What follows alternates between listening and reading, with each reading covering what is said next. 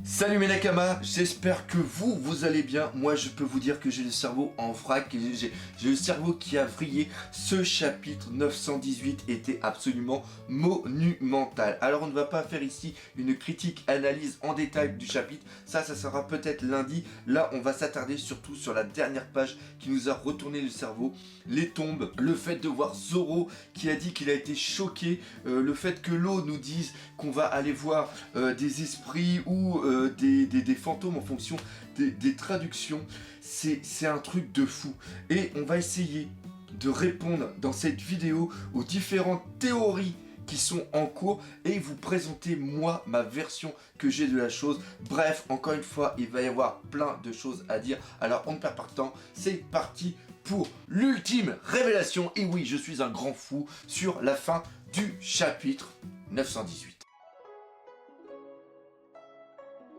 Alors avant de commencer tout de suite à parler des théories, on va faire un petit récapitulatif des différents événements que nous a mis en place Eiichiro Oda.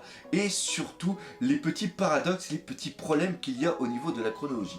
Premièrement, Kenjuro, Kinemon ainsi que Raizu et Momonosuke nous expliquent que ça fait seulement que quelques temps qu'ils sont partis de Wano Kuni, c'est-à-dire quelques temps avant les événements qui se sont réalisés au niveau de Dressrosa. Or, quand on est arrivé à Wano Kuni, quand on apprend l'histoire de la bouche des gens qui vivent là-bas, eh bien on apprend que le clan Kusuki a été détruit depuis plus de 20 ans. Et là déjà, d'un point de vue de temporalité, il y a un gros problème. Une autre petite erreur qu'il y avait eu, c'était au niveau de Zou, quand on parlait de Rayleigh et aussi de Goldie Roger, eh bien il y a Momonosuke qui avait dit à Usopp qu'il connaissait Goldie Roger et qu'il l'avait vu. Là, ici, Usopp avait dit, et nous aussi on le pensait, que Momonosuke était un grand menteur. Or, maintenant, avec les éléments qu'on a en place, eh bien il peut s'avérer que Momonosuke a bien vu Goldie Roger. Et la dernière information, c'est tout simplement au niveau des tombes. On voit que les tombes sont anciennes, qu'elles ont été gravées et qu'il y a eu de l'érosion qui a été faite dessus. Et c'est pas une érosion qui s'est faite en quelques temps, mais bien en 20 ans par rapport à la pollution qu'il y a autour et que le shogun a été mis en place il y a 20 ans. Donc, on peut penser qu'il y a quand même un sérieux problème dans le cerveau d'Eiichiro Oda. Comme solution à ce problème, on a tout simplement le temps, c'est-à-dire que le temps au niveau de Wano Kuni va beaucoup plus vite que le temps qui est sur le reste du monde. Et ça c'est parfaitement logique car c'est quelque chose qui a déjà été pris dans le folklore japonais par rapport à une légende, celle du pêcheur Urashima Taro. Alors pour ceux qui ne connaissent pas, Urashima Taro était un pêcheur et à un moment il a sauvé une tortue. Et cette tortue n'était pas n'importe qui, c'était tout simplement la princesse du roi des mers. Le roi des mers est venu le lendemain à remercier le pêcheur et l'a invité à venir dans son royaume. Il a passé beaucoup de temps, quelques semaines, quelques mois, mais au bout d'un moment, il a commencé à avoir le mal du pays et il a demandé au roi s'il était possible de revenir à la surface. Et quand le pêcheur est revenu, il s'est aperçu que les quelques semaines, quelques mois qu'il a passé sous l'eau, eh bien correspond à plus de 300 ans. Et là, on peut faire le petit parallèle justement entre ce qui se passe au niveau de One Piece. C'est-à-dire que ça fait que quelques semaines qu'ils sont partis de Wano Kuni, mais à Wano Kuni, vu que le temps va beaucoup plus vite, eh bien ces quelques semaines correspondent à plus de 20 ans au niveau de Wano Kuni. Sauf qu'il y a quand même un petit souci, et ce petit souci porte un nom, c'est Tama. La petite Tama a rencontré Ace à l'âge de 4 ans. Maintenant, elle a rencontré Luffy à l'âge de 8 ans. Donc, entre ces deux rencontres, il y a 4 ans qui se sont passés. Si on garde la théorie du temps qui va plus vite au niveau de Wano Kuni, eh bien, les 4 ans au niveau de Wano Kuni devraient correspondre seulement à quelques semaines au niveau du temps sur le reste du monde de One Piece. Et il y a bien un truc sur lequel on peut être d'accord, c'est que Ace, ça fait pas seulement que quelques semaines qu'il est mort. Donc à partir de là, on peut dire que la théorie de la temporalité qui va plus vite au niveau de Wano Kuni par rapport au monde extérieur n'est pas validée. On arrive donc à la deuxième théorie, c'est-à-dire que tout le monde a bien vécu il y a 20 ans et que malheureusement ils sont tous morts. Et ça c'est bon, pourquoi? Parce que ça vient coller sur la temporalité où tout le monde, comme on nous l'a annoncé, a existé il y a 20 ans. Donc Momonosuke, le fait qu'il dise qu'il a connu Goldie Roger, eh bien c'est une réalité. Le seul souci qu'il y a ici, c'est que si ce sont des esprits qui sont revenus à la vie, quel corps ils ont? Premièrement, est-ce que ce sont le corps d'autrui? Là j'ai un petit peu de mal, pourquoi? Parce que le clan Kusuki a été détruit il y a 20 ans. parler du clan Kusuki est considéré comme un crime, donc je vois mal quelqu'un se trimballer avec dans le dos le clan Kusuki en tatouage. Il faut bien penser que si Kinemon c'est un esprit et qu'il a pris possession du corps de quelqu'un, il a obligatoirement fallu trouver quelqu'un avec un tatouage Kusuki dans le dos. De plus, il aurait fallu que ce soit le jumeau de son ancien corps. Pourquoi? Parce que Inuarashi ainsi que Nekomamushi l'ont reconnu Azu. Donc si ce ne sont pas des fantômes qui ont pris le corps d'autres personnes, il s'agit de leur vrai corps. Et là, on arrive sur un petit problème. Ils sont morts il y a 20 ans, donc leur corps va être dans un très sale état. Ça veut dire que ce sont des projections astrales de leur ancienne enveloppe corporelle. Et là, il y a un petit problème, car si c'est une projection, il n'y a pas de contact matériel entre les esprits et les personnes vivantes. Et on a pu remarquer dans tout ce qu'on a vu pour l'instant, eh bien Kinemon a eu quand même pas mal d'interactions. Premièrement, son corps a été coupé par l'eau et a été rassemblé au niveau de Punk Hazard. Deuxièmement, au niveau de Dressrosa, ils ont participé au niveau de la Birdcage. Il a aussi fait des déguisements et il a été vu aussi par pas mal de personnes. Que souvent, les esprits sont visibles que par quelques personnes, ils n'ont pas une population entière. Le coup de dire que ça serait des revenants, ça serait des esprits morts il y a 20 ans, ça ne colle pas du tout. Une autre théorie voudrait que les stèles, les tombes ont été créées pour faire croire justement aux shoguns qu'ils ont été morts et en vérité ils n'étaient pas morts, ils étaient bien à côté.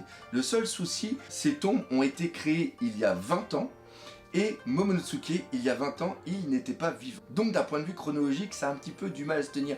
Et même s'ils ont fait les tombes récemment et qu'ils les ont gravées et ils les ont taillées de sorte de faire croire qu'elles sont anciennes, eh bien ça colle toujours pas sur le fait que Oden est mort il y a 20 ans.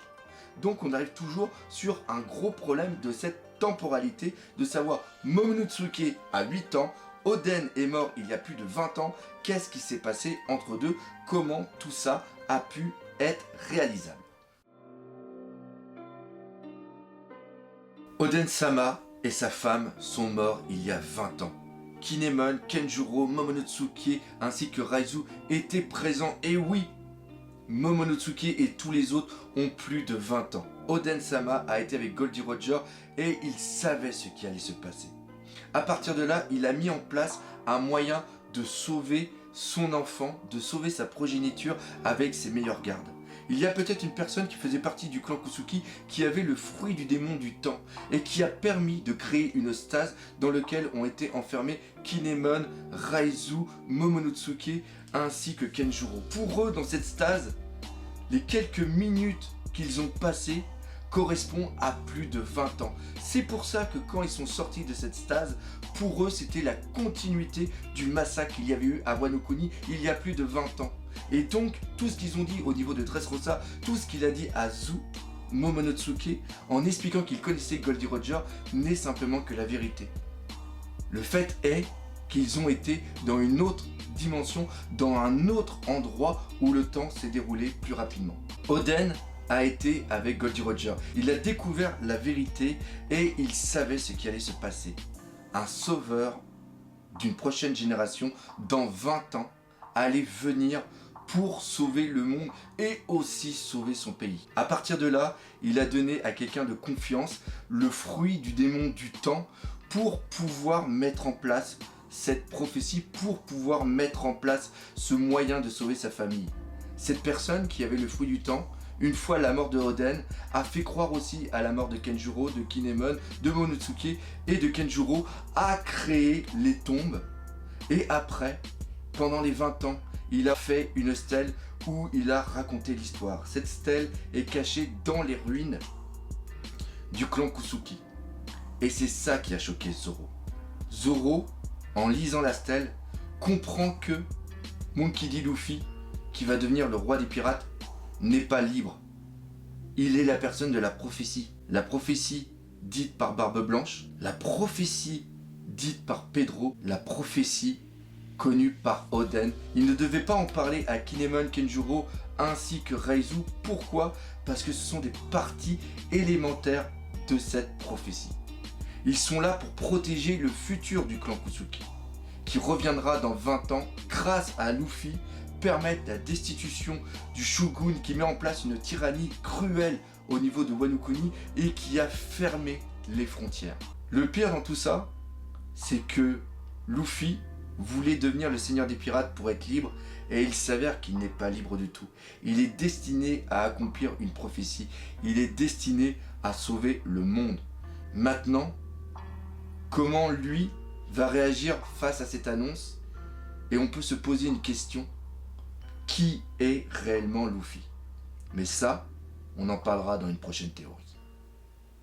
Donc voilà, voici ma théorie, voici ma réponse par rapport aux différents éléments, aux différentes questions que nous pose Eiichiro Oda. J'espère que vous l'aurez apprécié. Encore une fois, n'hésitez pas à laisser des commentaires. Mercredi, on répondra justement à tout ça. On se donne rendez-vous lundi peut-être, je ne sais pas encore, pour la critique, analyse du reste du chapitre, parce qu'il y a quand même pas mal de choses à dire. Encore une fois, merci de me suivre aussi nombreux. Et surtout, on n'oublie pas le principal, et bien sûr, on l'a vu avec ce chapitre 918.